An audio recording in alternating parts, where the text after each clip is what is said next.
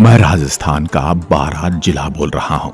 मैं सीमावर्ती कोटा के सुंदर क्षेत्र से जुड़ा हुआ हूं। बारां जिला राजस्थान के हाड़ौती प्रांत में स्थित हूं।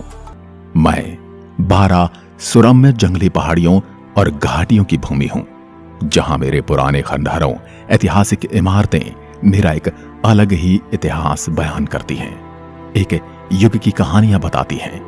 मैं बारां अपने राम सीता मंदिरों, शांत पिकनिक स्थलों और जीवंत आदिवासी मेलों और त्योहारों और सुंदर प्राचीन किलों के लिए भी जाना जाता हूं। मेरे जिले में आपको कई ऐसे मंदिर और किले देखने को मिलेंगे जिन्हें विदेशी आक्रांताओं ने मुझ पर अपना आधिपत्य जमाने के लिए खंडित कर दिया था। मैं जब भी मेरे इन खंडहरों को देखता हूं तो मुझे गहरी पीड़ा होती है। और आखिर मेरे इन मंदिरों और सुंदर भगवान की मूर्तियों को क्यों तोड़ा गया?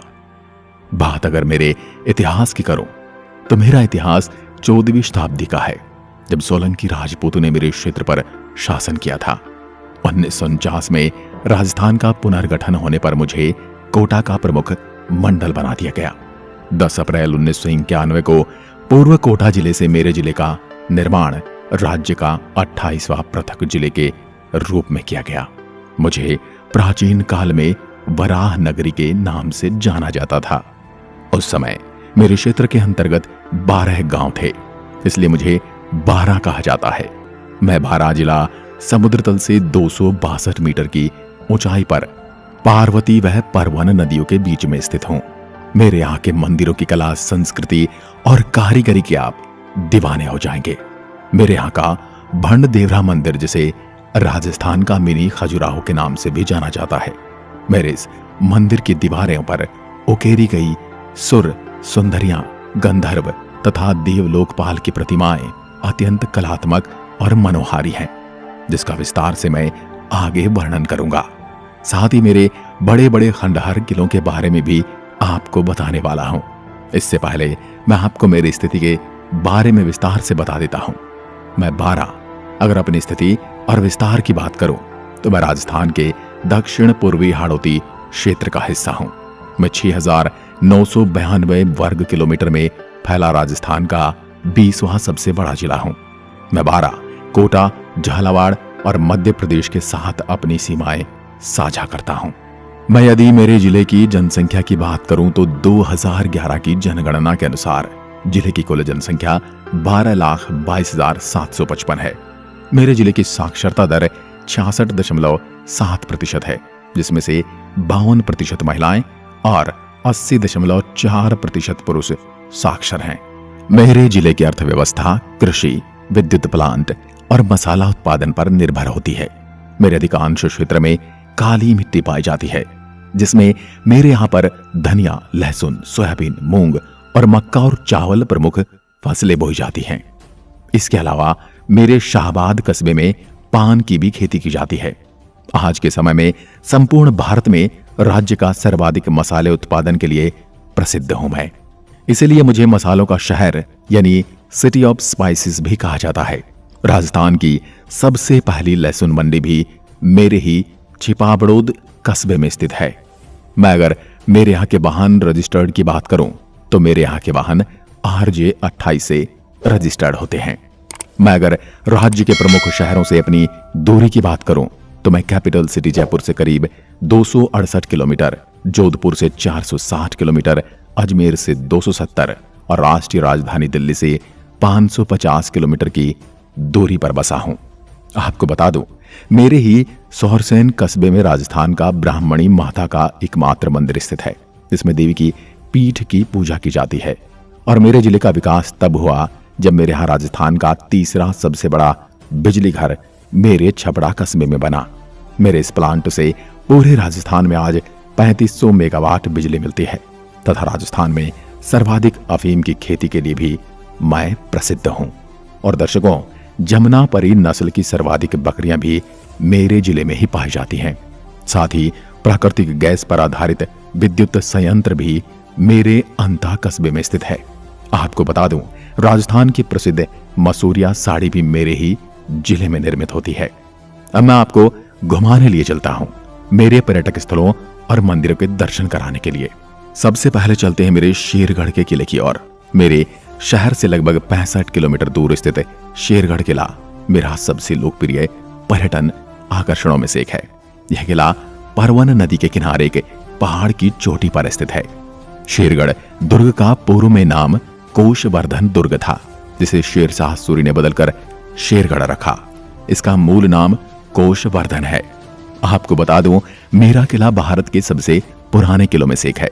किले में मौजूद शिलालेख बताते हैं कि किले पर 790 ईस्वी में सामंत देवदत्त का शासन था। उन्होंने किले के परिसर में एक मठ और एक बौद्ध मंदिर भी बनवाया था।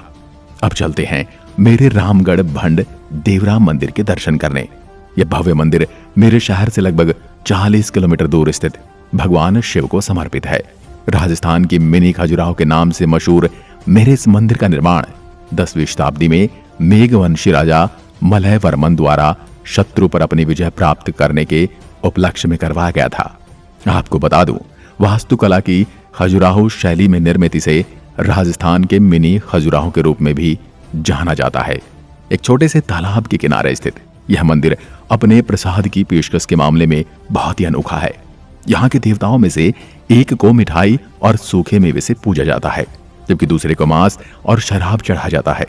वर्तमान में मंदिर पुरातत्व विभाग के स्वामित्व में है। अब मैं आपको लिए चलता हूं मेरे एक और किले शाहबाज का किला घुमाने।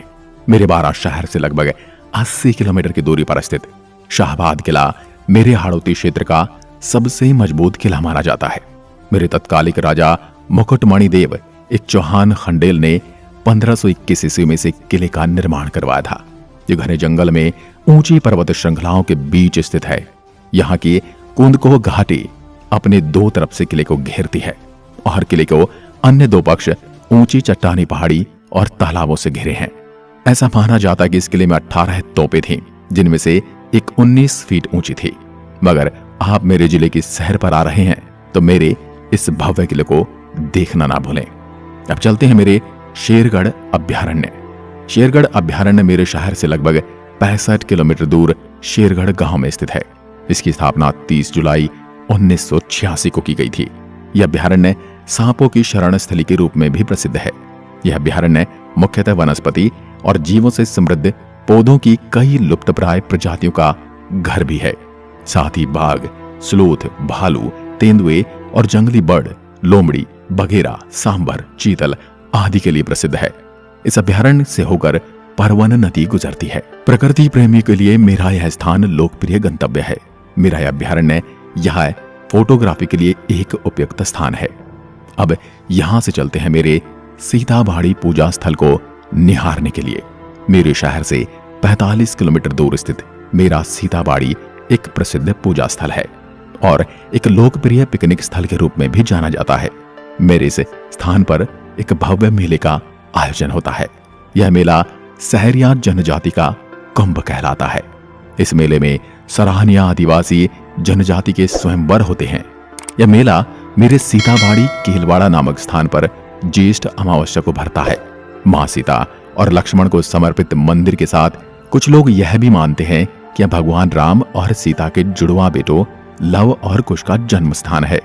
यहाँ कई कुंड भी शामिल हैं, जैसे वाल्मीकि कुंड, सीता कुंड, लक्ष्मण कुंड, सूर्य कुंड आदि। अब मैं आपको ले चलता हूं मेरे कपिल धारा वाटरफॉल। अपने प्राकृतिक सुंदरता के लिए प्रसिद्ध कपिल धारा पर्यटकों के बीच काफी प्रसिद्ध है, जो मेरे शहर से लगभग 50 किलोमीटर की दूरी पर स्थित है।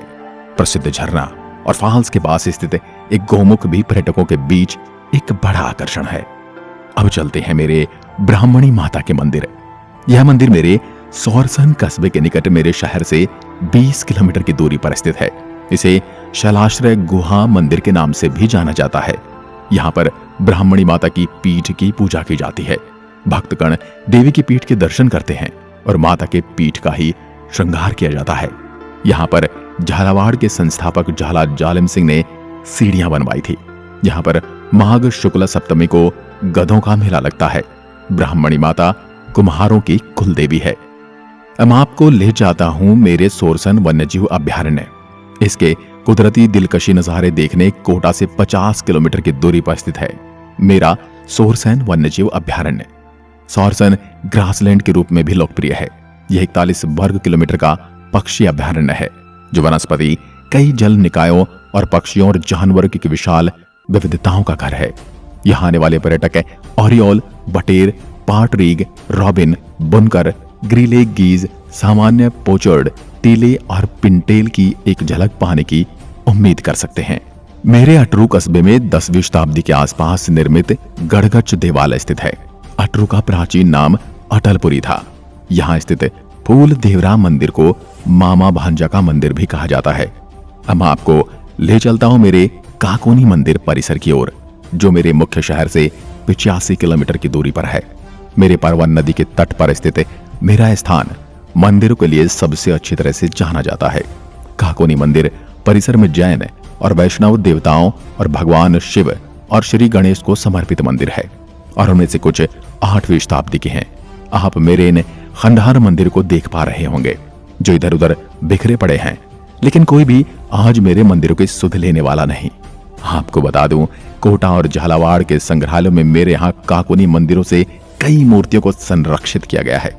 आप मेरे कोयला गांव में पुरानी धरोहरें, कोयलागढ़ पैलेस, भीमगढ़ किले के अवशेष आदि की यात्रा कर सकते हैं जिसे राजा भीमदेव ने बनवाया था। अब मैं 12 आपको दिखाता हूं मेरा नाहरगढ़ का किला। यह किला मेरे मुख्य शहर से लगभग 83 किलोमीटर की दूरी पर स्थित है। यह काफी प्रभावशाली स्थल है और लाल पत्थर से निर्मित एक शांत